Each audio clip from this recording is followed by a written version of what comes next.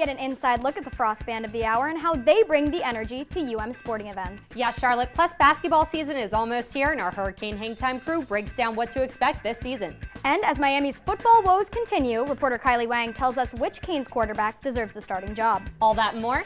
Sports Desk starts right now.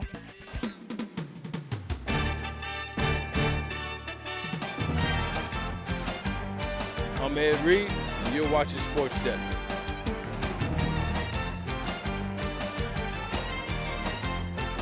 Hi, I'm Jim Kelly, former UM guy. You're watching Sports Desk. What's up? I'm DJ Williams, and y'all watching Sports Desk.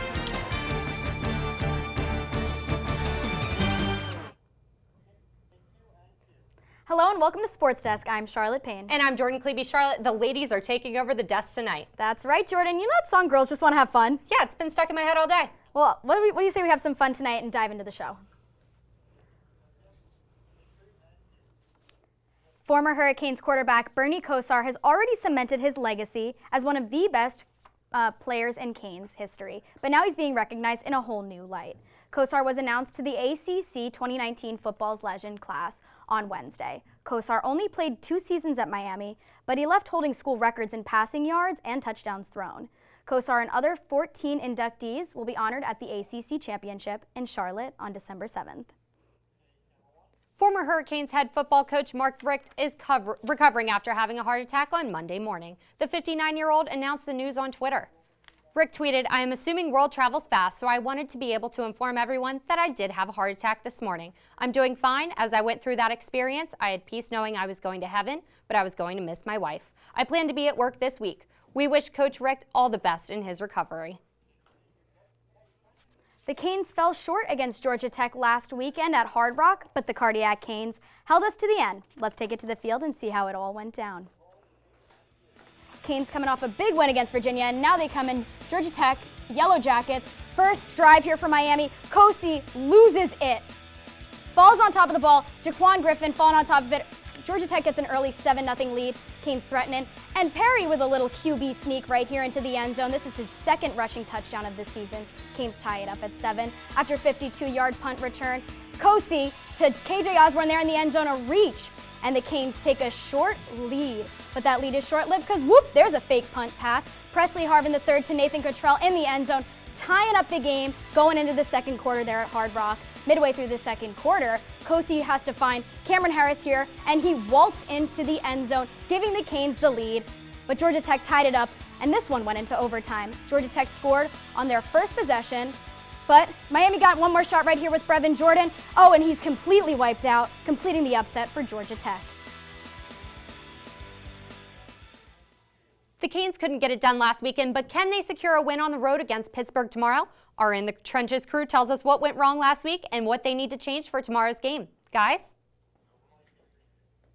Hello everyone, welcome to In the Trenches. I'm Simon Lair along with Tommy Sullivan, and Tommy, as usual, yet another roller coaster of emotions for Canes fans, this time ending out on the losing side, a tough one to 1-5 Georgia Tech. How does that even happen with Miami? What went wrong? Yeah, as you mentioned, it was a roller coaster of a game for the Miami Hurricanes, and they just had some key miscues that put them in that position, which ended up being a loss. And it started right at the very beginning of the game. The first drive for the Miami offense, Miami's backed up on their own 11-yard line and end up taking a sack in the end zone. Kosar Perry loses the football, and Georgia Tech is able to recover for the score. And another big miscue right here, Georgia Tech on 4th down, a fake punt, and that ends up resulting in a touchdown. So 14 points on the day for Georgia Tech, resulting in Miami miscues. Another negative for Miami on the day was their defense gave up over 200 yards on the ground to Georgia Tech. Regardless of Georgia Tech's record, it's very hard to win against an ACC opponent when you're giving up over 200 yards on the ground. So you mentioned a lot of problems going on there, especially with a Georgia Tech team that really did not look all that promising even to play Miami, but definitely did not look promising to begin with. What went right, though? Is there something at least positive to take away from this one? Well, one key positive for Miami has to be Kosar Perry at the quarterback position. He got the start and will start again this week. Besides that fumble at the beginning of the game, he had a relatively clean game, 2 touchdowns, no interceptions. Look at this beauty of a touchdown pass right here. He's able to go back shoulder to KJ Osborne, puts the ball on a perfect position for the receiver to make a play. Another good positive thing for the Canes was Cameron Harris at the running back position. He had close to 170 total yards on the day, and has some more straight line speed than a guy like DJ Dallas. So really good to have both of those options at the running back position. So that leads us to this coming week. Tomorrow at Hard Rock. It is not at Hard Rock, up in Pittsburgh, and against the Pitt Panthers team that's looked pretty good. Don't think we're going to be seeing the kickers out there. What's going wrong with the kickers? Yeah, Miami missed 3 field goals in that game against Georgia Tech. Some really key ones. Probably the most important one was with 30 seconds left. Turner Davidson misses that field goal that would have put the Canes ahead and probably would have stopped the game from going to overtime. So what Miami's going to need to do to counteract that is to be able to get the ball in the end zone when they get in those scoring opportunities and red zone opportunities. The Canes had two times in the fourth quarter they were set up in really nice position to score the ball in the end zone, so look for them to try and do that against Pittsburgh this Saturday. Well, there you have it. Tall task for Miami this weekend up at Pitt. That's all the time we have for In the Trenches. Back to you guys. The Frost Band of the Hour is much more than just the music fans hear on game day. I sat down with some talented Canes to find out what goes on when the game day lights go out. And here come the Hurricanes, led by Manny Diaz. Deep shot now for Williams, and he's got his man. And he scores. Touchdown! Win or lose, game day for the Canes is always electric. But what if it was silent? The marching band adds something that most people don't realize that it's there, but if it weren't, everyone would know. It's an added level of support for the team and positivity and energy. The Frost Band of the Hour brings the energy for sure, but it does not just happen overnight. A lot of people don't realize just how hard these students work and how much dedication and time it takes to operate at a high level. We're really doing 2 very complex things at the same time. We're moving around and we're playing an instrument at the same time. The most challenging part is just getting over being tired and knowing that I can push through it. And the music isn't the only thing that helps push these Canes. They're intrinsically motivated. They're motivated from within because they're feeling gratified by accomplishing something at a high level. That's what makes it fun. The Band of the Hour means family to me and friendship. And it's so diverse. You have people from all different majors, all different walks of life. I love helping people. I care so much about marching band as an activity, and I care even more about the Band of the Hour as an organization, and I just love doing everything that I can to help make the band better. Whether it's making the band better in practice or on game day, these Hurricanes know how to bring the noise. 1, 2, 1, 2, 3.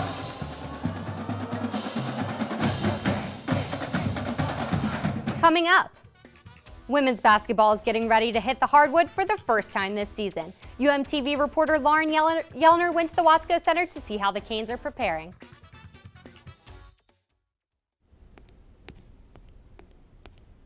There. Can I tell you a cat joke? Just kidding. Why did the girl ask the mushroom to dance? Because he was a fun guy. What do you call a pig that knows karate? Pork chop. Why was the basketball court all wet? Why? Because the players kept dribbling all over it. Can I tell you another one? So how does a tissue dance? Put a little boogie on it. What's Beethoven's favorite fruit? Banana. What is a boxer's favorite drink? Fruit punch.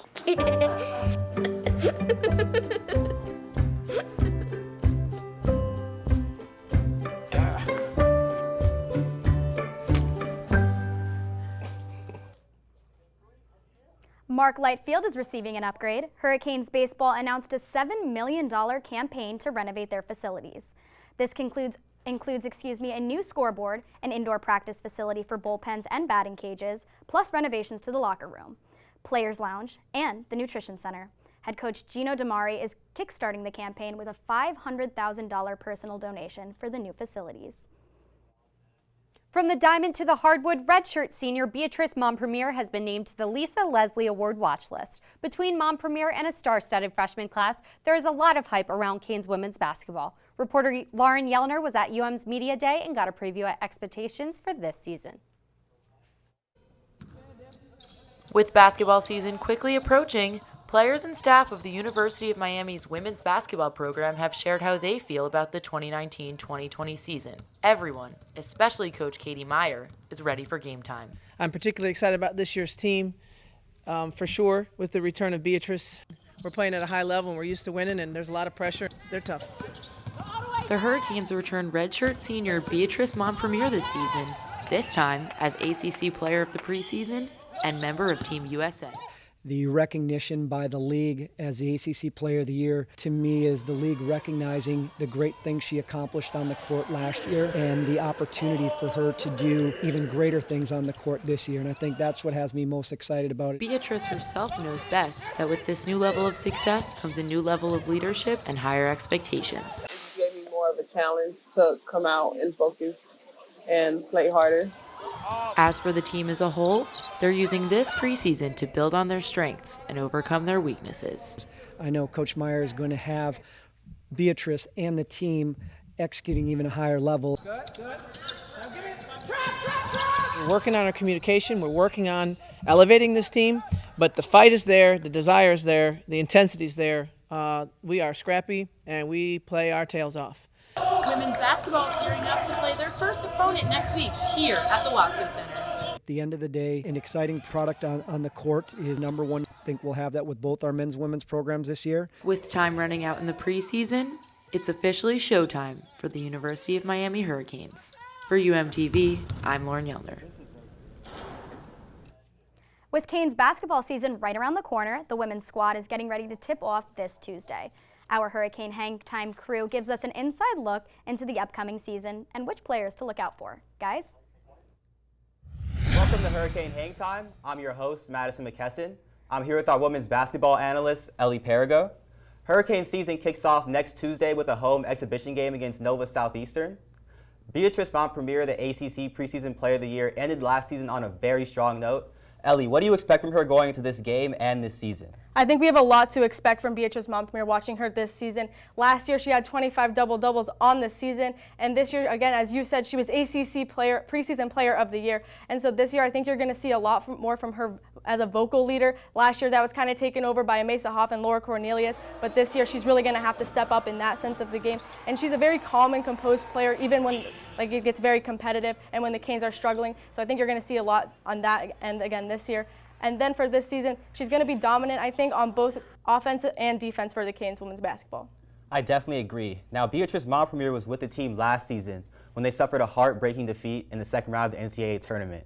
Who else has to step up in order for this team to make a deep tournament run this season?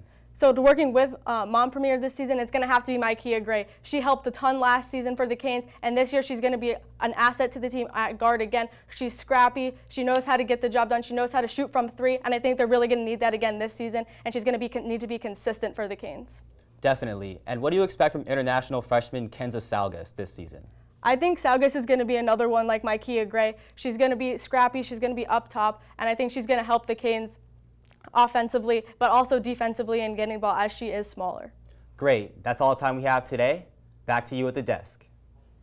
The Canes soccer team pulled off a thrilling upset last night, defeating number 15 ranked Clemson 3-2 in extra time.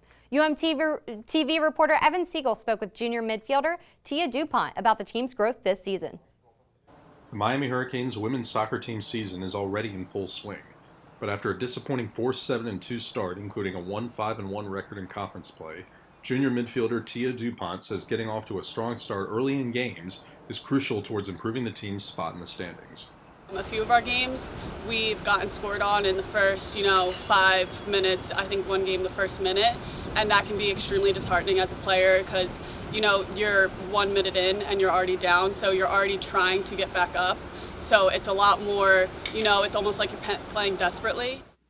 Looking ahead at the schedule, Miami faces 3 stiff tests in a row against ranked ACC opponents, including number 3 in the country, North Carolina. But DuPont insists that the team is up to the challenge. Most of the teams in the ACC are ranked, but I think that looking at it, it's definitely 3 winnable games. I think that, you know, even though every game might not be the result we want, we're still growing as a team, and I think these last 3 games are going to be a really big determinant of how well we can piece everything together that we've learned through the season. Okay. At a time when women's soccer is exploding across the country, the Hurricanes received a jolt of confidence from international superstar Megan Rapinoe ahead of an early season showdown. It was super cool when we were at our pregame meal. We got a FaceTime from her, and she personally said good luck in your game tonight to us, so that was really cool. With the end of the season nearing, Miami will look to climb back to the 500 mark and remain relevant in ACC play. Reporting for UMTV, I'm Evan Siegel. Up next, Hurricanes volleyball is serving up some wins this season with the help of one freshman who is stepping up and killing it. Madison McKesson tells us more when we return. But first, it's time to put your Hurricanes knowledge to the test. When was the last time the UM football team started a season 3-4 overall?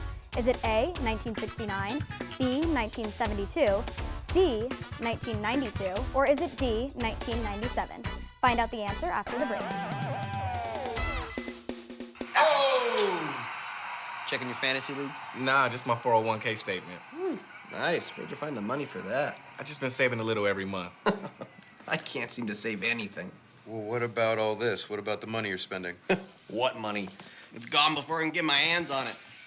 I got a pizza for a Todd. Hey, can somebody spot me? When it comes to financial stability, don't get left behind. It's 547. Get tools and tips for saving at feedthepig.org. So, guys, what do you have planned for the weekend? I think I'm going to watch the game and celebrate Halloween. Yeah, I think we got to start getting the spirit. What are you going to be? I'm going to be a vampire. Yeah, I don't know what I'm going to be yet. We're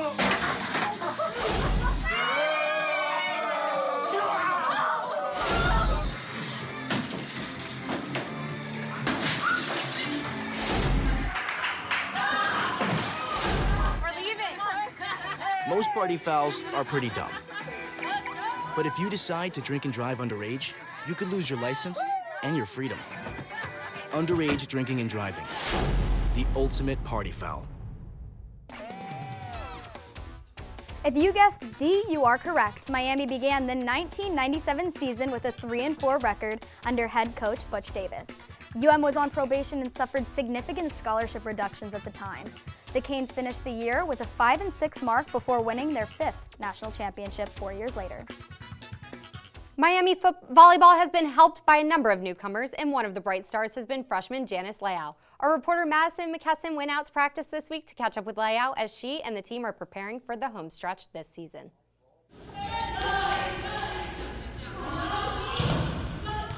Freshman Janice Leao is one of Canes volleyball's newest stars, but her recruitment to the U wasn't like your ordinary Division I prospect. It was a professor, a teacher of hers, and gave us a call out of the blue. We didn't know him, but he said, hey, I got this gal who's not much of a volleyball player yet. She's a basketball player, but she loves volleyball. She's just starting, and she wants to play in college. It wasn't until UM's volleyball staff saw Leao's highlights and discovered a special D1 talent. So we changed our tune pretty quickly and got back in touch with the guy and said, hey, yeah, she looks great. Let's get in touch with her. So we got her on the phone. And from there, a pretty special relationship blossomed, I think. I knew I wanted to come here right when I got on campus for my unofficial. I loved it here. I loved the culture of the school and just like the teaching technique that they have here. Coming off an impressive season at New Bedford High, Leao felt the weight of living up to her potential once she had committed to UM. I felt some pressure just to live up to the title of being a Division I athlete, but right when I got here, I just adapted to the college life, so that kind of made me forget of just being, feeling pressured. And her work ethic and commitment to the team has helped gain the trust of her coaches and teammates. Janice is this really rare person who just loves to participate. I think everyone loves her for her demeanor. I think I am getting better with every game that I play. Just because the practices and just the game plans, I'm getting connected to them. Leao has already begun to impress on the courts after some record-setting outings notching 12 kills and the 5th most blocks in school history against ACC opponents. She looks to continue this run as the season continues. For UMTV, I'm Madison McKesson. Throughout the UM football season, it's been a battle at quarterback between Nkosi Perry and Jaron Williams. Multiple QBs in the rotation have sparked a debate on who should get the starting spot. Our very own Kylie Wang tells us who she feels deserves the job. Nkosi Perry, Jaron Williams, or Tate Martell? The Miami Hurricanes quarterback battle has been heating up lately, what with both Jaron Williams and Nkosi Perry dealing with injuries. Head coach Manny Diaz said on Wednesday that both are healthy enough to play, but does that mean they should? Tate Martell, the transfer from Ohio State that everyone swore was going to start this year, has been delegated to third-string QB on the depth chart and is now mostly playing at wide receiver. Maybe this is his time to shine, but I suspect not. If, as Diaz said, Perry and Williams are both ready to play, then you have to evaluate two things. One, who is most likely to strain that injury again? And two, who is the best playmaker for this offense as it stands right now? I'm no team doctor, so I can't tell you who's looking healthier, but I can tell you one thing. Nkosi Perry is the best man for the job at this moment. Now, Jaron Williams has looked good in all his play this season, except for one quarter when he threw 3 interceptions and Perry took over. That shouldn't be a big enough deal to cost him the starting job, except Nkosi Perry's momentum and experience on his side right now. In his last 3 games, Perry has thrown for almost 800 yards and 7 touchdowns with only 1 interception. He's older and more experienced than Williams, and he has better awareness. That last element is key because the Hurricanes' offensive line is struggling this season with 2 freshman starters. The Canes quarterback has to be able to escape a collapsing pocket and keep it together long enough to get the ball off. That particular skill comes with time, and Williams will learn it. But right now, the Hurricanes can't afford to put him out there to get beaten up on every play. Perry is, at this time, a more elusive quarterback and a more experienced one, who is not afraid to hang in the pocket with a 300-pound defensive lineman in his face, something he'll have to do versus a Pittsburgh defensive line that has 5 players with over 3 sacks on the season. For that reason alone, he is the better fit for this current Miami Hurricanes offense. And that's Kylie's catch. On Tuesday, the president of the NFL Players Association, DeMaurice Smith, spoke to Miami sports law students on campus in a talk about Smith's highly demanding and unique job. The Miami Entertainment Arts and Sports Law Program was able to host DeMaurice Smith today, who is the executive director of the NFL Players Association, and we talked about union and labor politics, about the future of the NFL. Smith discussed the most recent collective bargaining agreement signed in 2011 and what changes might come to the National Football League's next CBA. Other big topics Smith touched on included guaranteed money, rule changes to prevent unnecessary hits, and a problem that just won't go away for the NFL former quarterback, Colin Kaepernick. When a team loses, one of the most common excuses may not be the coach or the star player, but the referees. Our head-to-head crew debates whether the NCAA officials are to blame on this week's segment of Head to Head. Welcome back to Head to Head, where we debate the hottest topics in the world of sports. I'm Eli Griswold, joined by Marcello Corelli, and today we're debating the officiating crisis in college football. It seems like there's a blown call on every game. Now, Marcello, do you feel like these refs are being treated fairly? I think they're being treated way too fairly, especially because they're mismanaging of the play clock and the penalties are not being called correctly, especially the targeting penalty. Against Virginia Tech, Alan Tisdale of Virginia Tech clearly forcibly hit quarterback Nkosi Perry with his helmet to his helmet, and that's clearly the definition of targeting. And also the pass interference calls, I mean, they can't even be reviewed, but that would give 15 yards to the team that it was, you know, they just need to fine-tune things a little more and review things better. Now, I agree with you that there are blown calls, but that just comes with being a referee. These referees are not being treated by the NCAA and by the conferences they work for. Now, officials, unlike in the NFL where they're paid on salary, they're only paid on a per-game basis, and they have to pay for their own travel. There's not as much incentive to call a clean game in college football. Well, maybe they'd call better if they got paid more. Maybe they would. You know. Unfortunately, we have to move on to the next topic, and that's what does this mean for college football moving forward? So I think really once the refs and the NCAA, they start fine-tuning and they start reviewing all of these plays, it's going to lengthen the games, obviously, but they're already spending way too much time reviewing plays that aren't as important. So especially with the play clock thing, they need to be more consistent when the refs put down the ball and then the clock runs down. That really took a toll on a lot of teams in the NCAA, so they need to protect the integrity of the sport by doing all this. I think they do need to protect the integrity of the sport, and they need to do a better job, obviously, getting their act together and making the right calls. But I think really the NCAA just needs to stand behind their officials. And we've seen SEC Commissioner Greg Sankey. He came out with a statement in support of officials in his conference, so it looks like they're taking the right steps for that. Now, unfortunately, this is all the time we have left for Head to Head. Back to you. Still ahead, UM rower Dimitra Vlahos sits down with our very own Caroline McDonald. You won't want to miss it.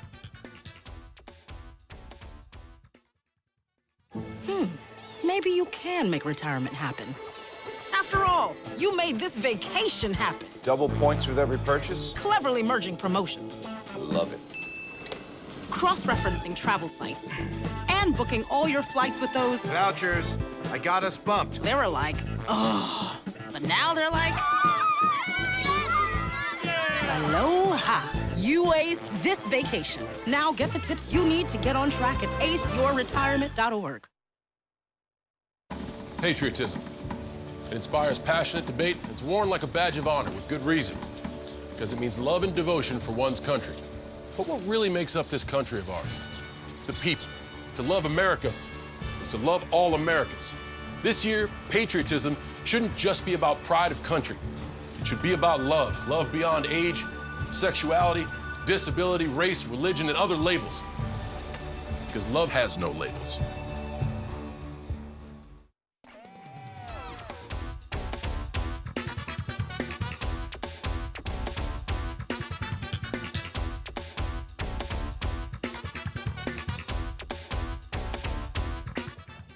Hurricanes rower Dimitra Vlahos may be a force on and off the water, but she's also a skilled musician. Reporter Caroline McDonald sat down with her to talk about her musical background in this week's edition of Athlete of the Week. Hi everyone, welcome back to this week's segment of Athlete of the Week. I'm Caroline McDonald and I'm here with Dimitra Vlahos on the Miami rowing team. Now, Dimitra, tell me what you like to do outside of rowing. Well, outside of rowing, I usually spend my time listening or playing music. I played the cello with my school for about 10-ish years, and then I self-taught the piano and guitar, and I also sang a lot in the choir, in the chorus. Wow, have you ever performed outside of school at all? Have you ever been in a band? Formally, not really. It was I had one singing competition, but besides that, it was just like self-taught after practice, just jamming out a little bit, just printing out some sheet music, labeling on my piano, and just learning by myself. Do you still play now ever? I try. I know a couple songs still, just like picking, nothing really, like chords I've lost completely. But besides that, it's just for fun. Now you like to make Spotify playlists. Yeah. So tell me more about that. So basically, that's just kind of like my little outlet, because music's been so, besides rowing, it's been such a big part of just my downtime. And so basically, I just make some funny names for the playlists and just jam out like that. And what type of music are you most interested in? Would you say? It ranges like a lot. It's country, R&B, indie folk, like a lot of just random playlists, a lot of random songs and genres. But it's just what I kind of like to do. Do you have a favorite song? Right now, no. Loaded question. Well, thank you so much. I'm so happy that I got to interview you today. Thank you for having me. That was this week's segment of Athlete of the Week. Back to you guys at the desk. Basketball season is just getting started, and the Heat are bringing the flames. They faced off against the Memphis Grizzlies at the American Airlines Arena last Wednesday night, and one player started off the season on a high-flying note. Second quarter, the Heat are down by 8, number 7. Dragic sees the screen coming. Quick bounce, Derek Jones slam dunk into the net, one-handed. The point guard for the Grizzlies, Jonas Valanciunas, defends Jones. He goes for that reach, but can't make an impact on him. Big jump, and he was just way too quick. The Grizzlies didn't see the pass from him coming. Watch that again, slow motion. He stumbles backwards, Jones locks it in. Impressive one-handed dunk from him. Dragic Jones, quite the duo as they put some points on the board for their team. Final score of 120-101 for the Miami Heat. Just inducted 8 new Hall of Famers this year, but there's a new one in the running, and this one can fly. That's right, Canes fans, your very own Sebastian the Ibis is the only college mascot to be considered for a Mascot Hall of Fame spot. Sebastian was created in 1957, and he's been a staple for the university ever since, and this big bird is honored to be recognized among the top 10 mascot finalists. If any bird deserves this, it surely is Sebastian. In order for mascots to be eligible, they must have existed for at least 10 years, and they must have given memorable performances. Ask a Canes fan, and they'll tell you Sebastian checks off all of those boxes. Jordan, I think Sebastian really deserves this, and today is the last day to vote. Oh my gosh, it is? I'm gonna have to get my phone out and vote right now. We brought in our very own special guest, Sebastian the Ibis. He's here in the studio with us today. He's gonna tell us that we need to go to mascothalloffame.com/thevote, find Sebastian, click his name, and boom. I'm gonna vote right now. Look. We can rep Miami a little bit right there. Got it? Sebastian, are you hyped up for the game tomorrow? Going to Pittsburgh? Heading to the Northeast? All right, well, you have a flight to catch, I'm sure, right? Well, you can fly. You have wings. Well, we have to wrap up today's show. That's all the time we have for today. Thanks for joining us. Tune in next week for another episode of Sports Desk.